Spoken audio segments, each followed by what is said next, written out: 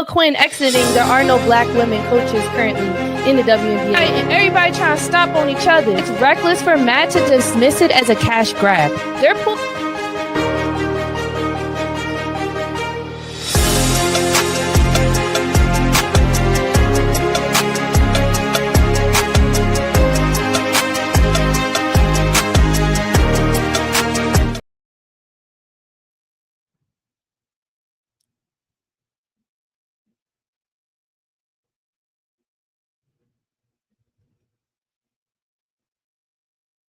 Okay, perfect. I just wanted to make sure. I always gotta double check these days. Like, does it look good? Do I sound good? Is everything good? So, welcome to the No Bull Podcast, or welcome back to the No Bull Podcast. I am your host, Brianna Bull, and I'm bringing you everything basketball. Because if you know bull, you know ball.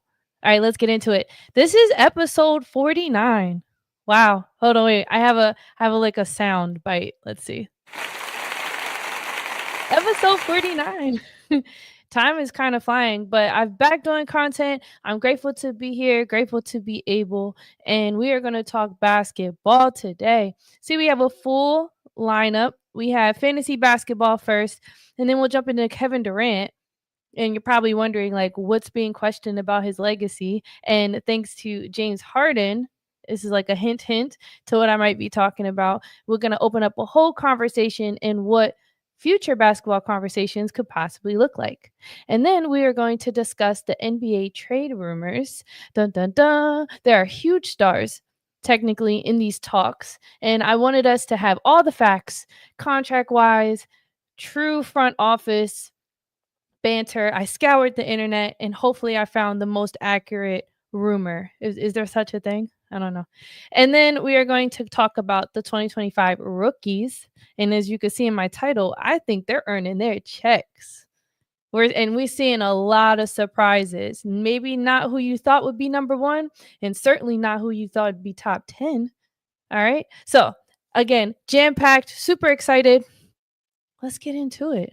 Let's waste no more time. Okay, so, also, we're on the road to 700 subs.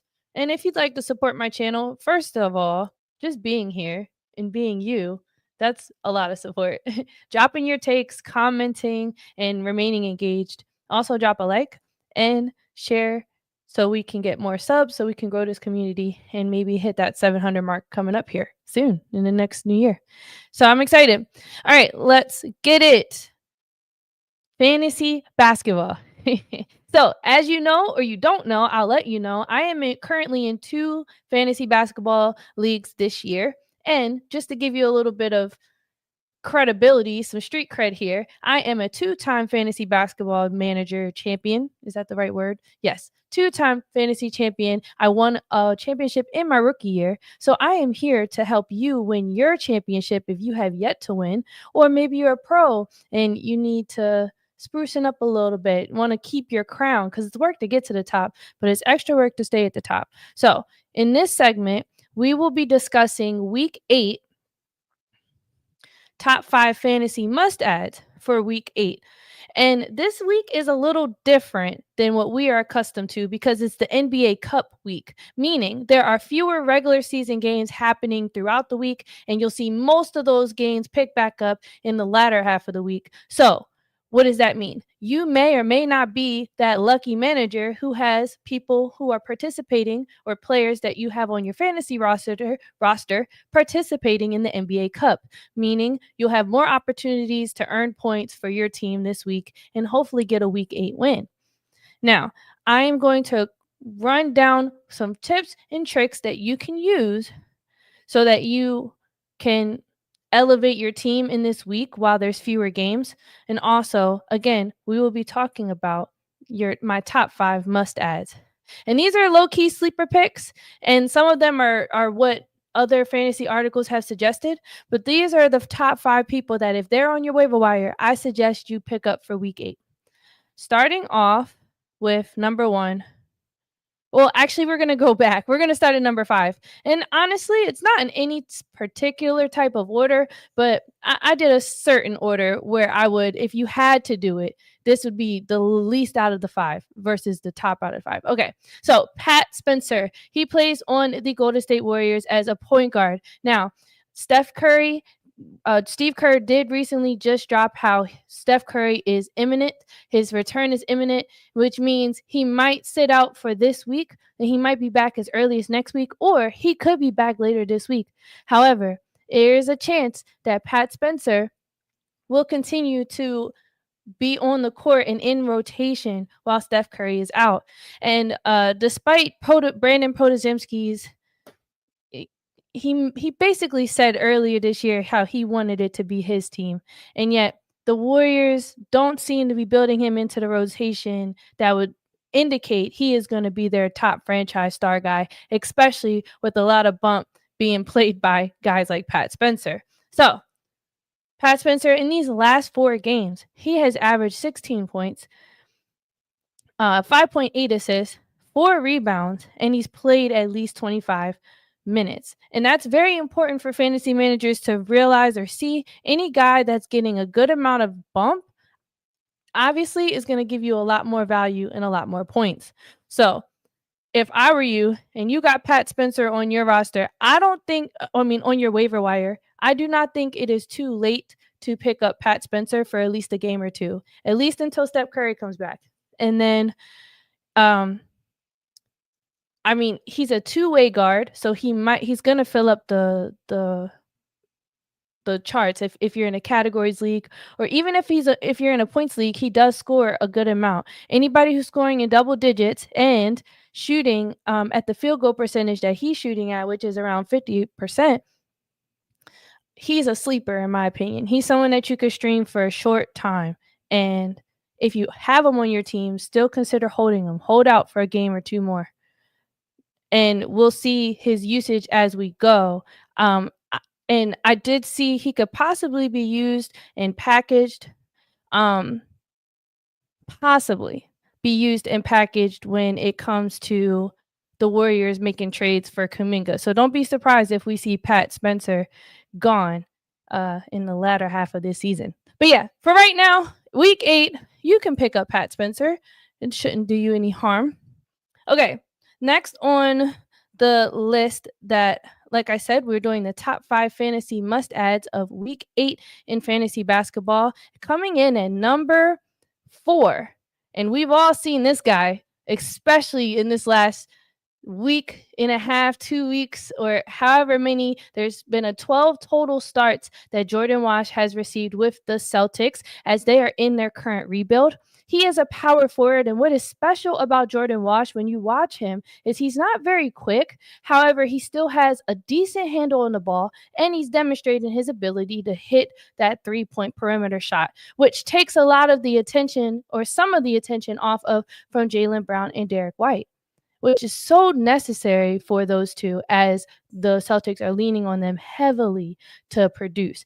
So having a guy like Jordan Wash on your team, if he's currently on your waiver wire, go ahead and pick up Jordan Wash, because even though right now the Celtics are rebuilding, still figuring out the rotation, and Jordan Wash's minutes aren't really, we don't know if we can rely on it with him doing 26.8 minutes averaging in the last 7. But if you look, sometimes you're wondering if he's even going to play 20 minutes per game. It obviously their confidence is building in him, but we got to just be mindful and weary that things could change for Jordan Wash. But for now, in week 8, go ahead and grab him if you have not already. And if you still have him on your team, I don't think, especially in the deeper leagues, if you have a 9 cat and above, I don't see any harm of keeping Jordan Wash on there. All right. Again, we're doing the top 5 fantasy must-adds of week 8. Coming in at number 3, we have Jalen Wells. And one thing that's special about, now, mind you, this is for week 8. Ja Morant is actually slated to return on Friday the 12th. League has it. Who knows? So if Ja Morant does come back, despite Jalen Wells having 7 consecutive games scoring in the double digits, it is very likely that Jalen Wells' production will decrease. His minutes might not take a hit, but they're needing scoring out of Jalen Wells. Who knows? He probably might still start, possibility. As his first year pro, I've noticed that the Grizzlies, as many times as they switch their lineup up, they still have kept Jalen Wells. He's maintained that top fourth option, fifth option for them. So with Ja Morant out, he's definitely up there in options. But with Ja Morant coming back, you could possibly hold on to him. It wouldn't hurt anything, similar to Jordan Wash. All right. So again, we are doing the top 5 must adds. So far, we have talked about Pat Spencer on the Golden State Warriors. We have talked about Jordan Wash on the Celtics and also Jalen Wells. All right. Now, moving at number 2, this is when it gets spicy and good because I was like, yeah, I want to pick this guy up and put him on my team. I've already picked up Jordan Wash, so he's going to stay in my categories league. But in my points league, and even in my categories league, I'm going to go with Maxime Renaud. He is a rookie. He's 7'1", and he is demonstrating to us that he has that ability to hit the three. Okay, 42% from the three in the last 4 games, and he's taking at most 3 threes in a game, and I would say that's a lot for a 7'1" center.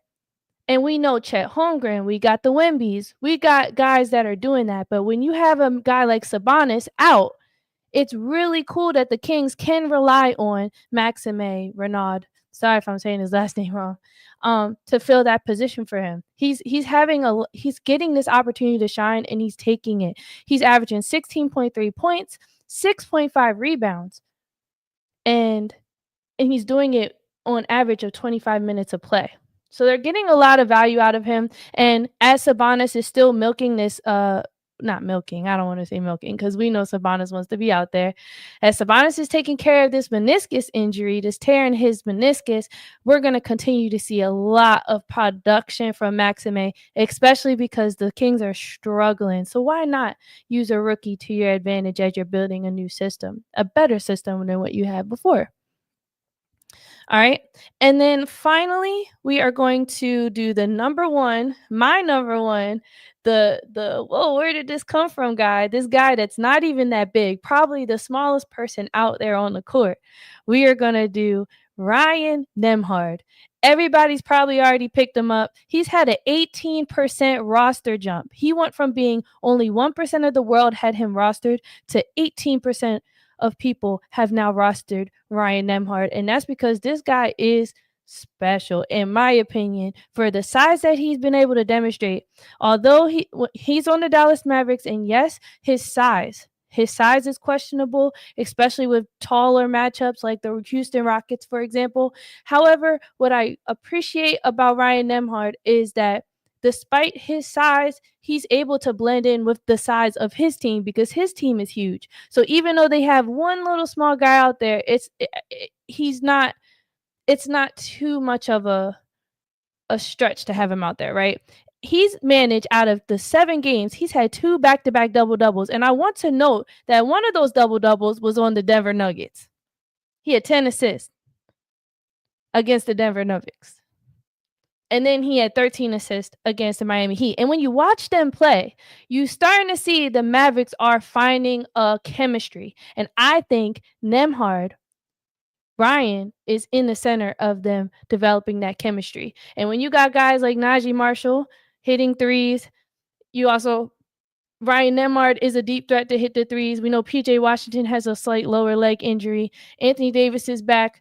What I'm saying is, they have been struggling to find a point guard because obviously D'Angelo Russell fell short, Max Christie has fallen short, and they're absolutely not going to have Cooper Flagg as the point. And here comes Ryan Nembhard saying, all right, what them dudes not going to do, I'm going to do. And he is doing it. And it's kind of cool because we've seen his brother, Andrew Nembhard, just come from being an Eastern Conference champion. And I would say, Ryan is a better scorer than Andrew. He has more versatility and depth in his offensive presence. And I hate comparing brothers, but it is really cool to see like small guys out there hooping and their brothers kind of similar but making it work with the team. And I think it's really dope to see him. All right, I got some action in the chat. Yeah, yesterday I did have the chat turned off. That was That was on me. It's not a stream without me having some type of technical difficulties. But what's up? What's up, Torian? It's really good to see you in the chat. Go over to Torian's if you love music reactions. He has an amazing community and he finds the dopest songs. And you just get mesmerized in his live streams because the songs are like so underground. It's like, bro, how do you find such good music? But yeah, welcome. And then we got Venom Reacts in the chat. I appreciate your encouragement. And again, right now we're doing the top 5 must streams. I'm going to run through them real quick in case you missed it. So again, these are the top 5 people in week 8 that I would pick up or at least keep on my team for week 8. As the big stars are making their return, these guys, you could still get some type of value on them before the week is up. All right. So again, at number 5, I got Pat Spencer from the Golden State Warriors. Go ahead, pick him up. Definitely grab Jordan Walsh. Don't sleep on him. He's somebody that you can have in a deeper format and keep for the rest of the year. He's a two-way guard. He's going to give you a lot of stuff in each category. And he has this like aura to him. I'm not going to lie. If you ever watch a post-game interview with Jordan Walsh, he got this like aura that's kind of unmatched right now. And then you got Jalen Wells coming in number 3 with the Memphis Grizzlies. Now be wary of Jalen Wells as Ja Morant makes his return.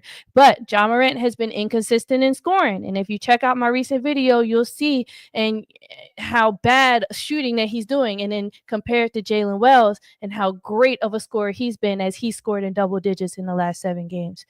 And then, skipping to number 2, we got Maxime Renard on the Kings. They've needed a big man that's going to make a big impact, and this guy does it all for them. And he's starting to look like Wemby, baby Wemby, like baby Wemby. I'm not trying to get ahead of nobody, but this guy does a lot of things really well. And he's 7'1", shooting threes at a 42%. That's crazy. And then you got Ryan Nembhard. So go ahead and grab those dudes. And that is my week 8 game for the week. All right. And I do want to say, if you're wondering, Bree, how's your fantasy teams doing? Oh, well, glad you asked. In one league, I am 7-0. I'm the only one undefeated. So I'm trying to keep that title going. And then in another league, I am 5-2. And I'm 2nd overall in the league, number 1 in my division. I'm a little worried about this team. I have Wemby hurt. I got Christian Braun hurt. Trey Jones is hurt. And then I scooped up Kevin Huerter and Trey Jones as some sleepers on the Bulls because that's just how I am. I like sleepers, okay? But yeah, my team battling injuries on one hand, and on the other hand, I'm doing decent. So again, if you need any type of advice for your fantasy league, I am a 2-time fantasy champion, and I plan to be 3 and 4 this year. Who knows? And I would love to help you win your league if you haven't already, or help you maintain that crown. All right. Enough of fantasy basketball. As much as I love it, I want to get to like the nitty-gritty, and I hope all of you who are listening really tune into this topic because it's gonna get spicy. All right. So yesterday or the day before yesterday, James Harden, and you're like, James Harden, what are you talking about? James Harden made it onto the top 10 scoring list, surpassing our Baltimore's beloved Carmelo Anthony. All right. If you haven't already, go to my Instagram, Strawberry Brianna, and you'll see I posted this vlog of the Carmelo Anthony exhibit, and Carmelo Anthony was there himself, speaking, shaking hands, kissing the kids, all this other stuff. Well, that sounded crazy. Kissing babies like on the forehead. It was supposed to be a joke anyway. James Harden has passed Carmelo Anthony and has made his mark on the top 10 scoring list, scoring 28,303 points. And he is just 293 spots away from surpassing Shaquille O'Neal at number 9. Now, if we seen this top 10 list, which maybe I should have pulled it up, I know specifically where a few people are at. Notably, the 2 people that we are going to talk about today. We have Kevin Durant, who's sitting at number 6. Kevin Durant, who's one of the most purest scorers this game has ever seen, sitting at number 6 of the top all-time scoring list. And we all know who's sitting at number 1. LeBron James. He is sitting at number 1 with 42,297 points as the NBA all-time scorer. Behind him is Kareem with 38,387 points. Then you have Karl Malone at number 3 with 36,928. Kobe Bryant with 33,643. Michael Jordan at 32,292. Okay, I thought Kevin Durant was number 6, but he's number 8. Dirk Nowitzki is number 6 at 31,560. Wilt Chamberlain at 31,419 is sitting at number 7. And then you got Kevin Durant at 31,051. Okay. He's still about 11,000 points away from LeBron James, who's number 1. 11,000 points. Like, that seems like so much. I'm not going to lie. If we did 11,000 divided by, I don't even know. Let's just do divided by 6. Let's just do that. 11,000. That would be 5. That would be 5. No, wait. I don't know math. Hold on, guys. Calm down. Calm down. Not 5. I was thinking about 5 plus. Okay. Hold on. 11 divided by 6. You would have to score 1,830 points per season just to get to LeBron in 6 years.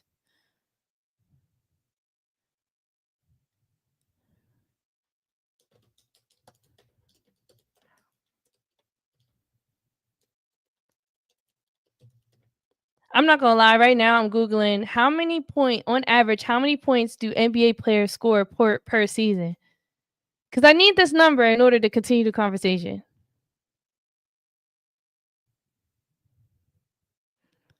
So, like, if Shea was averaging 30 points per game, and say he plays in like 75 games, then that would be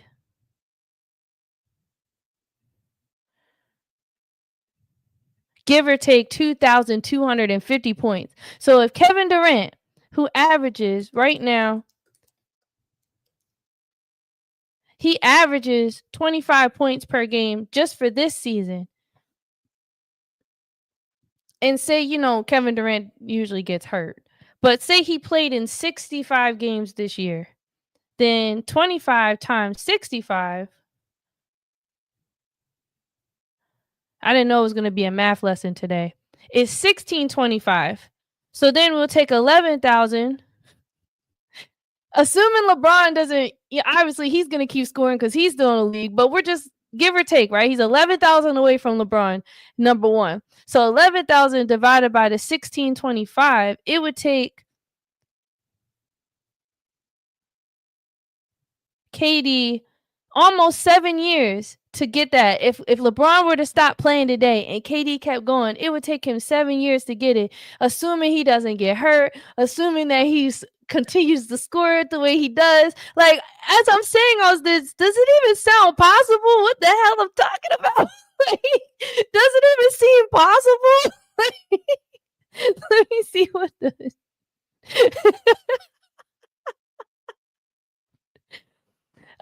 So Toya said that sounds crazy. Wu-Tag said Durant isn't gonna pass LeBron. Durant is in his mid-30s. But here's the thing, LeBron is what, 40? He's already showing everybody that you can stay in the league as long as you please. All your hair could fall out. You could still be in the league, hooping, being named top 10 projected in the whole league, being named a star. So, but if KD were to pass LeBron on the scoring list, does that shift the GOAT debate? So hypothetically speaking, we did the averages. It would take KD around 7 years, hypothetically speaking, to pass LeBron. Is it possible? Because everybody that I named on this scoring list is no longer in the league. Everybody between Kevin Durant and LeBron, all those guys are inactive. So the 7 guys in the 7 years it would take for KD to do that. Think about Kevin Durant, right? Kevin Durant don't got any kids that we know about. Kevin Durant is always been that guy that seems like at first he got all the accolades, the credit. He was that guy in OKC. And then he went to the Warriors because what did he want? He wanted a ring. He goes to the Warriors, he gets a ring. Then he leaves and he goes to Brooklyn to maybe get another ring. Who knows? Then he leaves and he goes to the Suns. Then he leaves again and he goes to the Rockets. I had a conversation with someone a couple weeks ago, and they asked me, they said, do you think KD is tarnishing his legacy by switching all the teams that he did? And my response was, I think maybe at one point it was a huge deal for someone to stay with a certain team and a certain franchise their entire career, and it may be displayed what type of character, what type of player they are, all this other stuff. But just based on Kevin Durant himself and thinking about this man and who he is and how he's shown us who he is, it just seems to me that he's when he sets his mind to something, it's very important for him to reach that goal. So I don't think he cares how many teams he takes to get to what he wants, whether it be albeit a championship, an MVP, uh and obviously this scoring title. And just based on what James Harden said, think about this. They've been teammates before on two different teams, right? I can imagine they're pretty close. So when James Harden makes a post-game comment and he says something like, they asked him like, how do you feel about this, etc., like how do you feel about making the top 10, etc., and he says, blessed and a testament to the work I've put in. It's an honor, especially with someone like Melo who's done such greatness, etc. And then he goes on to shout out his fellow active top 10 NBA scorers, which is Kevin Durant and LeBron James. And he comments and he posts on his social media and he says, hey, easy money sniper, which is KD, tell King James we on the way up the list. Y'all too different.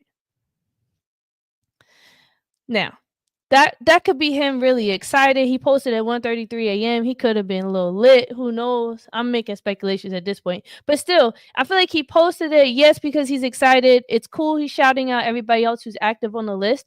But I just feel as though KD, in his mind, I think he knows he'll never be considered the greatest. And I think he wants to be considered the greatest. I really do. I really don't think KD sits at home and is like, yeah, I don't care if they don't consider me the great. No, I think KD would want to be in that GOAT conversation. And there's guys that might slip him in there every once in a while as maybe like a better scorer than LeBron or the best scorer the league has ever seen. He gets that title. But you don't see Kevin Durant getting the GOAT title. And I think Kevin Durant wants that title. And so I think, again, he's going to do what he can to achieve it. If Kevin Durant were to pass LeBron, I think it would change some of the conversations. I think he would undeniably be now in that speculation of the big three. Kind of like how it's, I hate to say this, but like Drake, J. Cole, and Kendrick. You feel what I'm saying? He would have to undeniably make it into that conversation if he were to pass LeBron. And then he would have his rings, and then he would have this, he would have his MVP, like he would have so many things. So me looking at that, I'm thinking, yes, this would shift the GOAT debate, especially for the ones who have been advocating for KD so hard. He was the MVP Finals MVP, ahead of Steph Curry, one of the greatest scorers we've ever seen. Does that, y'all see what I'm saying? Even though Steph has had as many rings as Steph has had, there's still people that wouldn't put Steph Curry in a GOAT conversation. I think people would put KD in a GOAT conversation before Steph, which is kind of crazy to think about, but it's kind of true. It's gotten to that point. So, James Harden said what he said, and I really started thinking, I don't think it matters how many, I don't think KD's legacy is in question based on everything, all the moves that he's made and the different teams he's been on. I think you look at Kevin Durant and the goals that he set, out of the guys, he's just different in a sense where he doesn't have a family obligation. It just seems like it's always been basketball, his shoes, battle rap. You ever seen KD in the back of a battle rap video, like a splat video? Yeah, just pull up like an old battle rap, and I'm pretty sure you see KD in the background. Like he just be doing random stuff. So yeah, that's my thoughts, my take. I love to hear what you all have to say, what you think. If KD passes LeBron on the scoring list, does that shift the GOAT debate? All right. As much as I love talking about Kevin Durant and how much I love talking about LeBron, because yikes, everybody does. Let's move on. We are going to talk about the NBA trade rumors because it's a lot going on with that. And there's definitely going to be some crazy shakeups before this head of this, I believe it's February deadline. So I want to talk about when I'm looking for trades and I'm looking for the dirty gossip, the juicy, the dirty deets, I'm looking at this website called Hoops Hype. I think they've always been, if not like the most accurate. It's kind of like Shams, but they're not as ahead as Shams is, but they be pretty on it and they post regularly early in the morning, middle of that, like they post all day. So some of the key teams that have been discussing trade talks in the center of trade talks, obviously we have the Golden State Warriors. And we'll get to the players, but I want to talk about the teams right now. There's Golden State Warriors, the Miami Heat has been in a lot of talks. Obviously, the Milwaukee Bucks, they a lot of talks. We've heard some things about with the Knicks. We've heard the Kings. That's 5 teams.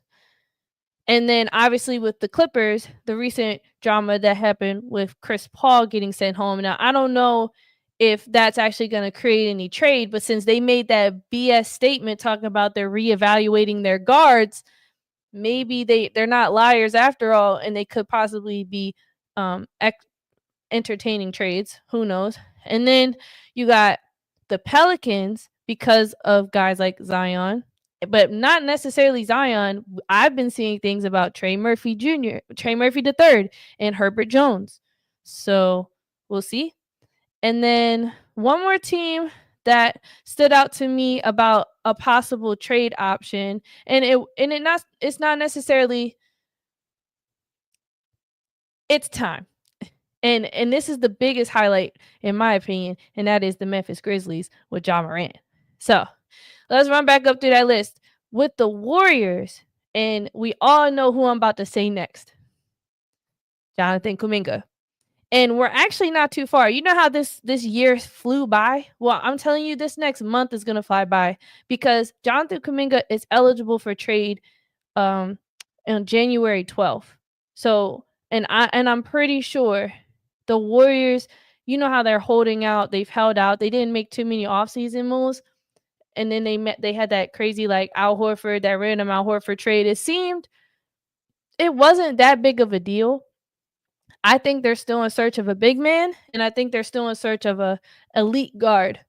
And so with Jonathan Kuminga, they can leverage that. And he's definitely going to be gone. Like there's no way that they're keeping Jonathan Kuminga. Now there's one person that I do think would surprise us all that they would trade, and that would be Brandon Podojemski. I really don't think he's as safe as he even might like to think he is. And so but I did see a lot. This has been since Russell Westbrook was still in the free agency and we didn't know where he was going to go. I have seen reports that Jonathan Kuminga could end up with the Sacramento Kings alongside Dennis Schroeder, Russell Westbrook, etc. And who they've considered packaging him for is Malik Monk. Can you now getting Malik Monk on the Golden State Warriors doesn't sound too far fetched. He can shoot. I wouldn't say he's the best defender, but he is a big, and I think he's listed as a small forward. If anything, a power forward, small forward, maybe guard. He might have like multiple tags for him, but he has the ability to shoot the ball. And we know the Warriors still want people who can shoot the ball. I mean, everybody does, but it's the Warriors. You see what I'm saying? But Malik Monk for Jonathan Kuminga, that actually sounds like it would make sense because Malik Monk has never give any of us the impression that he wants to be that guy. Like he'll score, he'll do what you need him to do. He even come off the bench and give you 30. That's a Malik Monk. Whereas though Jonathan Kuminga is like, I need to start. I want it to go like this. I want to do what I want to do. So I could see that trade actually being very possible. What they'll package it together for, I have no idea what that would actually look like. But there's no way Jonathan Kuminga is going to finish this year out with the Warriors. It's just not happening. It's just a matter of who they're going to trade him for. I'm going to take a quick break for a second, check the chat. I appreciate you all. If you haven't already, make sure you drop a like. Thank you so much for the support and your patience with me as we've gone through the months. And make sure you drop your take too. I want to hear what you have to say. All right. So we talked about the Warriors, etc. Now let's talk about the Dallas Mavericks because there were talks about them trying to get AD out of there already, which I think would actually help them. But honestly, they have been struggling with their bigs in general. Now I know they're a big team, but I'm talking about their centers because Derek Lively is experiencing a lot of foot pain. Daniel Gafford is always experiencing back pains or something that keeping him out. And then you have AD who's just such a liability um overall when it comes to injury. We've never seen him have like a full healthy season. I can't remember the last time I seen it. Maybe that bubble ring run, but it was a lot of chilling going on, so I can imagine he didn't have to do too much out there, so he wasn't really getting hurt. So I'm just saying, I'm very curious, like if the Mavericks are struggling for a point guard and they're struggling to keep their bigs healthy, it just begs the question, what are they going to do when it comes time to a trade? And are they going to just package up AD again, ship him somewhere, package up Russell? Because it would look very foolish of them to do that almost if you literally gave up Luka Doncic. I can't even say his name. Luka Doncic for Anthony Davis just for you to trade him off again? I don't see that happening. I think if anything, AD is going to finish out the season with the Mavericks. Not really sure what his contract looks like for the next few years, but I think it would behoove them to just hold on to Anthony Davis, continue to just do what they can with their bigs, and rely heavily on their backcourt, i.e., Cooper Flag, Najee Marshall, PJ Washington when he comes back. Kyrie Irving's going to be coming back in 2026. So you're not too worried out here. You can still use Max Christie. You can still Ryan Nembhard. Like you have so much depth and so many options that I don't think trading is like on the top of the list of their priorities. But I do know that they need more solidity, more consistency going on in that Mavericks team. So I'm curious to see what's going to happen with that. But again, I don't think Anthony Davis is going to go anywhere. D'Angelo Russell, very much so. Very, very much so. If Cooper Flag, who's one of the best rookies coming into this season, if they want to make sure the next few years they take advantage of him, then they're going to pair him with a point guard that is really good. And we're waiting for Kyrie to come back, but he's getting older. They just need a little bit more. All right. Next, I want to talk about the Miami Heat. And the thing about the Miami Heat is they have a lot of scorers that are just head down, we're going to do what we're supposed to do type of guys. They're not going to get rid of Tyler Hero. And I don't think they're going to, I don't know about Bam. I don't know. But reading these sources, the main thing they've been talking about is Terry Rozier. I could kind of care less if they're going to re-sign Terry Rozier because he's not even playing right now. So I don't care. I could give a damn. But one thing that did stand out to me was their willingness to let Andrew Wiggins go, who is currently right now taking up $28 million in their cap space. So that was something that I seen, and I was side-eyeing it because it was in connection with Ja Morant and the Grizzlies in their trade because at 5:17 a.m. today, this morning, Miami was shaping into a surprising buyer on this trade market. The league sources say that the Heat have internal discussions going on about Ja Morant and how Miami's infrastructure could benefit him. And just based on Ja Morant's young boy mentality, why wouldn't he want to go to Miami? We in Miami turning up another night. I'm being funny. But I'm dead serious. Like, I think about all those things, but also looking at the Miami team, I think they've always been a pretty fast-paced team. I think they like to push the ball. And with Norman Powell there, you already have a scorer, and then you get Ja Morant, who's explosive. You keep Bam. You got Jaime Jaquez, who does the little things. Is Duncan still on that team? No, Duncan's on the Pistons. You got Tyler Hero. I mean, I can't think of everybody. Oh, Davion Mitchell. Davion been hooping. You still got Kill War. And I don't think they're giving him up. So I like the position that Miami could possibly put themselves in if they were to acquire Ja. And maybe with their type of organization, since they're such a close knit organization, it's like a mob family that the Miami Heat are. Maybe they'll get him and get some sense into this young man. You know, get some mafia wisdom in him and calm him down or something. Who knows? Okay, next on the trade, everyone's been talking about it, is Giannis because, of course, he scrubbed his IG. If you check on my live stream yesterday, I talked more about that. But I said I don't think Giannis wants to go anywhere, and I don't think they want him to go anywhere either. I don't necessarily. I think what he did was more strategic, and it was more to kind of call attention to it. I don't think it was him being petty or trying to make them trade him because he didn't unfollow the team. He didn't say anything egregious about them. And one thing that as we draw closer and closer to the trades, it's been said that the Bucks are not even interested in trading Giannis. So, and I don't know if they're saying that because they're trying to pull it's like negotiation strategies. Both camps are trying to be strategic. I don't know. But if Giannis hasn't indicated at all that he's leaving and the Bucks haven't been exercising them leaving, it could possibly be something going on at the negotiation table, and it's kind of like whoever talks first loses. That's kind of my speculations right now. But if Giannis were to be traded, the biggest place that I keep seeing is the New York Knicks. And I think it's very likely that they would get Carl Anthony out of there. Maybe it's just me, but when I watch Carl Anthony Towns and when they're losing and they're not doing well, like for example, 2 years ago when they were battling it out for the Eastern Conference and in the semifinals, you just see a cat at one point. I swear he faked his injury. Like he acted like he was so hurt. He was like, and then he goes off the court. And then Jalen Brunson and Josh Hart bring them back. And then out of nowhere, Cat comes out and he's good to go. Like you literally just looked like you were in excruciating pain and that you weren't even going to return for this series. And then you see them start doing good and then you come back and you're good to go. That's the type of guy Cat is. And that's why I don't really like him as a player.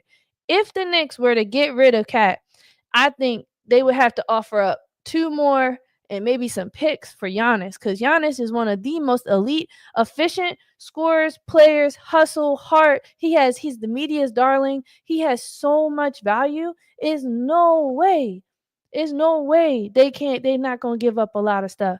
And just with Mike Brown being so new to the organization and maybe trying to do whatever he can to get ahead and not lose his job or whatever the case may be, that's that could be something. And from a Bucks perspective, they're probably thinking, I mean, we could do something with Cat.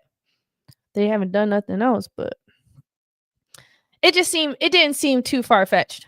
Also, where else would Giannis fit? Like, really think about it. I said right off the bat, I said the Warriors. I know that I think there was a post where he said that he wouldn't want to like live in California because it was too expensive, and he was probably making a joke. But that definitely does sound like a Giannis thing to say. And I just think they need a big, so why not? But I can't imagine. I can see him staying East Coast and going to New York though. I can't imagine him anywhere else. Okay. And then the final talk that I saw that had me like, "Oh, okay," was the Pelicans.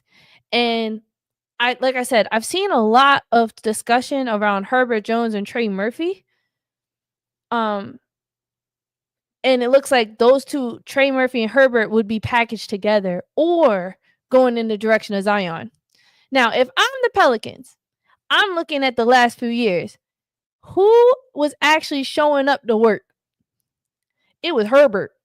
Herbert, the past 2 years, 3 years, Herbert and Trey Murphy I think they've had subtle, slight breakout seasons. Like, I feel like they've done so much for the Pelicans when DeJounte Murray went down, even when they had CJ McCollum, it just seemed like those guys were the consistency for the Pelicans. and even over Jose Alvarado, who's been there through it all. So I just think through it all of that like little brief era that they've had since Brandon Ingram, for example. You see what I'm saying? So I just think if you were to look for some stability, the Pelicans, which they don't seem to have, then trade off Zion, get rid of him. I feel like it's always been an attempt to build a team around him, and then even when he comes on the floor, it seems like he disrupts whatever rhythm that was already going on. So I would say just get rid of Zion. You already have Derek Queen. You have him. You have Derek Queen, bro. You got Jeremiah Fears. You still have Poole. You still got DeJounte Murray. Keep Trey Murphy, who's a great defender. Keep Herbert Jones, who's going to just do the little things. Keep those guys and get a fundamental young, get them built up, guys that are actually playing and not hurt, and just get Zion out of there. I don't see the harm in that. But I think they're starting. So they said, apparently it says that the Pelicans are willing to listen to offers for Herbert Jones and Trey Murphy, which they would be fools, bro. But there hasn't been any discussion about Zion. And I'm just wondering, like, what do they see in Zion? What do y'all see in Zion? Am I missing something?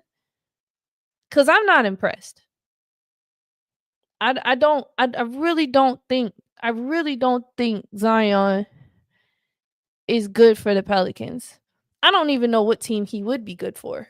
So, yeah, we're gonna. But rumors are rumors, and obviously there's gonna be trades that are gonna shock us, and I can't wait for that. Let's shake it up.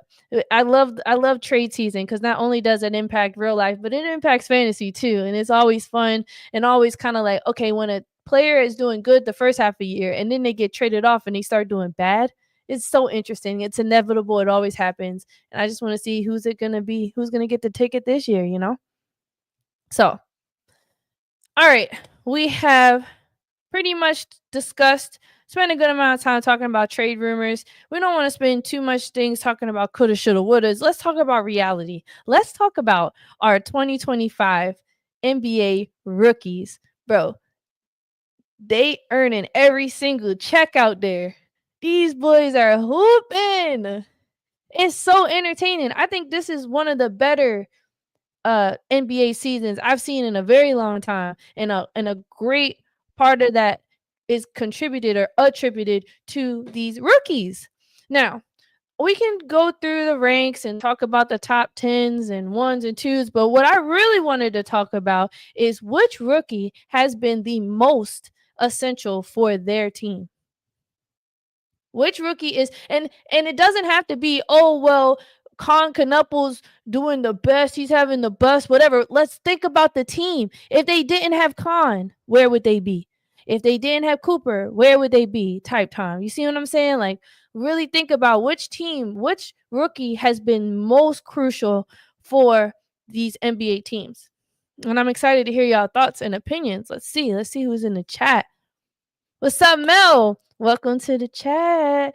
Mel said the rookies definitely are balling. Mel, you tell me which rookie has been the most essential for their team. And I'm going to pull up some rookie list in case people are not sure. You're like, all right, well, like, can you remind me again of who are rookies? And I absolutely freaking can.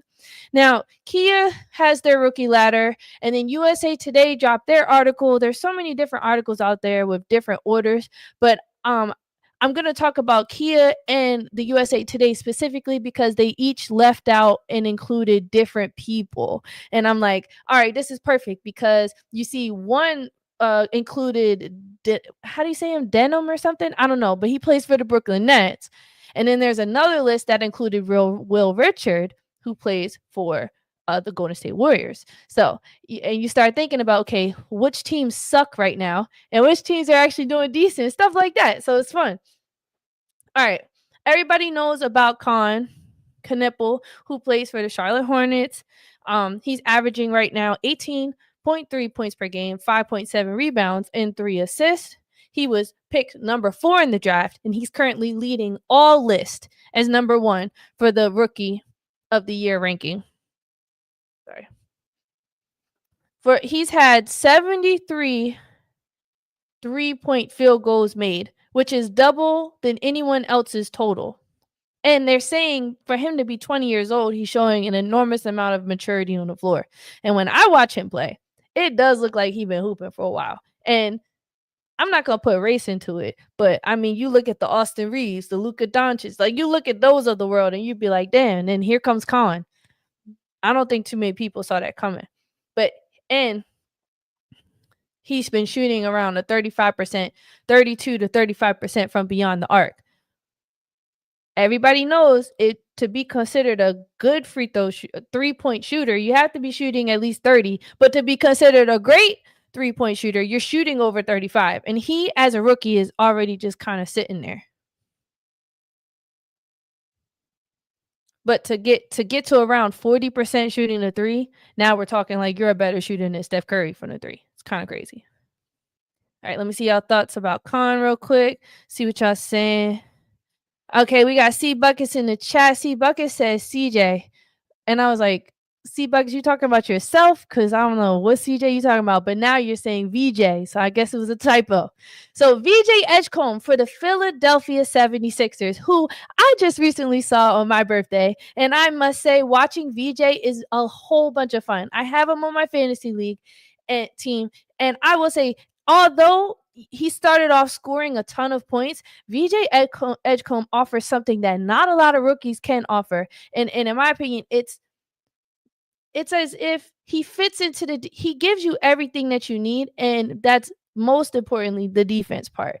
We could talk about all these rookies scoring all day long. That's fine. But how many of these rookies can we talk about who's bringing the type of defense excellence that VJ Edgecombe is bringing? And when you watch him, he moves without the ball. He's very active. Like, he moves with the flight of the ball is what I meant. He's very active. You can stick him on about anybody on the court and you would be confident enough that he's going to hold it down.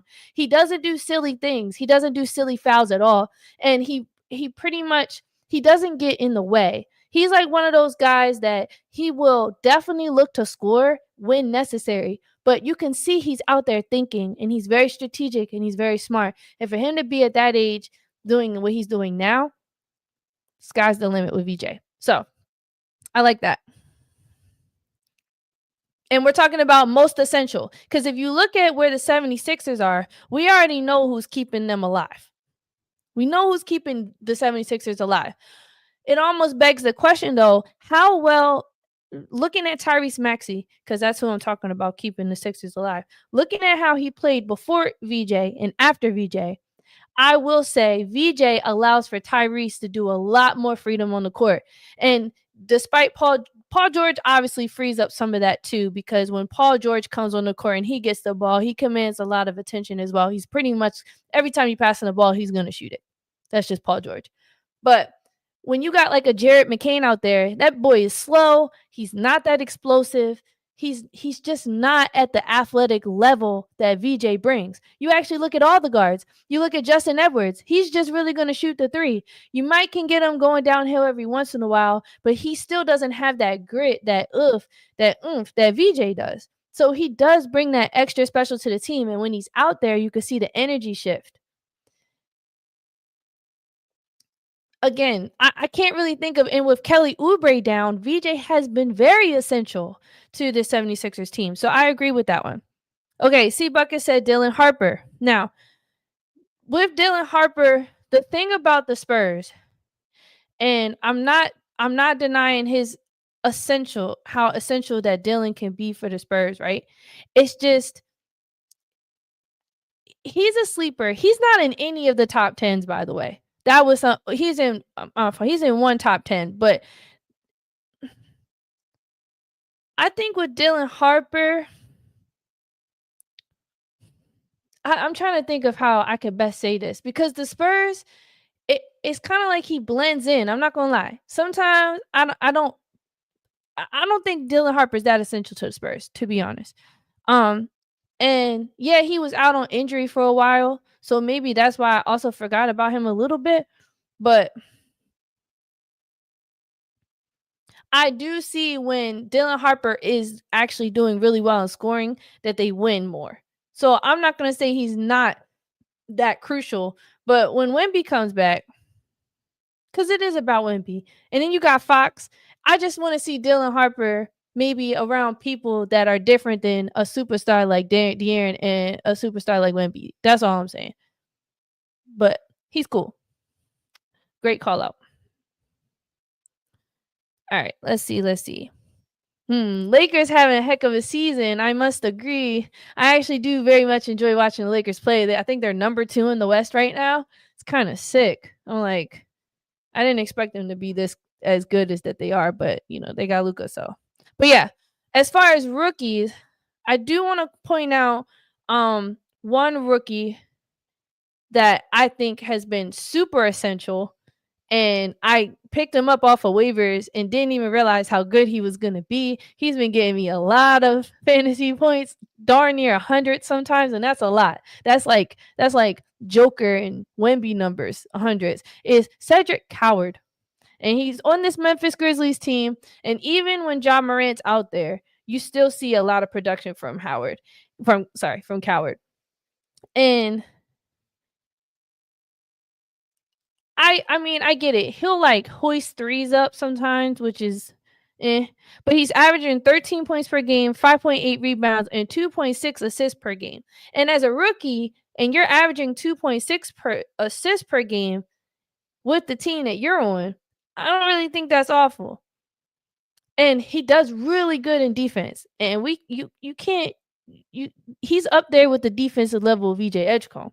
So I like Coward. He's not super good offensively, but you don't need him super good offensively. You have so many other options on this Grizzlies team, and so many more as the time will go on. So for the Memphis Grizzlies' sake, having Cedric Coward on their team is very essential.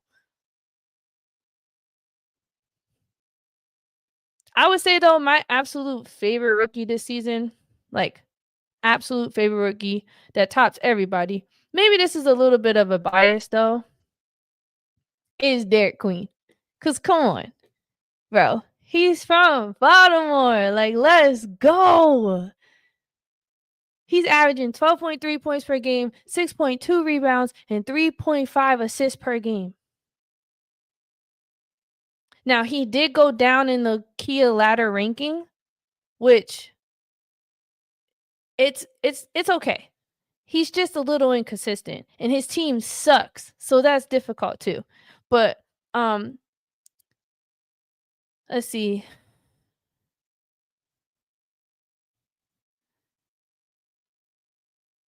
He had a really, really good game against the Wolves. He played 39 minutes, he had 21 points, 8 rebounds, and 6 assists. Like for you to have like almost, I'm not saying this is a triple double, but for you to put up those numbers in the 3 biggest categories, and then like when you see him, he catches the ball in the middle and he's so quick. He can score so well with his back turn when he's facing. Like, I'm trying to figure out what centers in the league can actually stay in front of Derek Queen.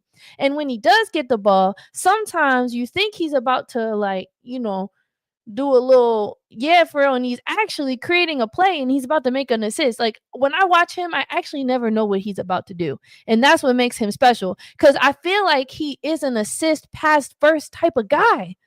Come on, you got a center who can score at the caliber that he is capable of, but yet he still looks for the pass first. And you can see it. You can see it when he's back. And then when he doesn't have it, he's like, all right, bet, then I'll just score. And then bam, he scores. That is so crucial and essential, especially when you are a Pelicans team without a true point guard at the moment. You got Jose Alvarado. Come on. Come on. I'm really excited to see. I think the Pelicans are going to have a better second half of the year because they're going to get DeJounte back. He's going to come back. He's expected to return in January of 2026. Then Jordan Poole, but yeah. Jeremiah Fears is going to probably keep playing at the level that he's playing. Maybe it's something about the headband. Jeremiah been hooping. You feel what I'm saying? They got so many pieces. I'm pretty sure I'm missing some people. Oh, and then we'll see what's going to happen with Trey Murphy and Herbert Jones. But if they're going to trade people off, I would hope that they make good decisions, because trading away Brandon Ingram was so foolish. They were fools for that. Fools, I tell you, fools. But yeah, we'll see. A lot of good stuff happening with our rookies, and it's just to see so many guys averaging in double digits as rookies right now, and then it like to have like a top 10 list and it be like, well, damn, actually he's tough, and then well, damn, he's cool too. Like it's gonna be really nice to see what happens in the second half of the year. And I guarantee it, one of these teams with this rookie, they're gonna make it into the playoffs and they're gonna go far. Just wonder which one it's gonna be. But okay, today's show has been really fun. About an hour. That's decent. Um, I'm gonna continue to work on getting things posted and remaining consistent. And again, I appreciate all the love. If you haven't already, make sure you drop a like. And I love some of the comments that I had today. Thank you for joining, for staying tuned. And I'm excited. This week, I will be on a guest show at the Format Podcast with Bruce and Transformer. And they created a segment just for me, and it's called Shooting the Breeze with Bree. Come on. So the Format Podcast, I will be dropping that link soon, and we'll try to meet every week. I'm going on vacation next week, but still, it's gonna be cool to be. I've already been on their show one time, so to be come back and be a reoccurrent segment is really, I'm honored. It's so cool. And then y'all know Man Down Sports Podcast. I am also a part of that panel, and I will be there this Friday. So I am also looking forward to that. So as always, I really appreciate you all. Thank you so much for tuning in and all your support. And I will catch you next time. And just remember, if you know bull, you know ball. All right, take care, y'all.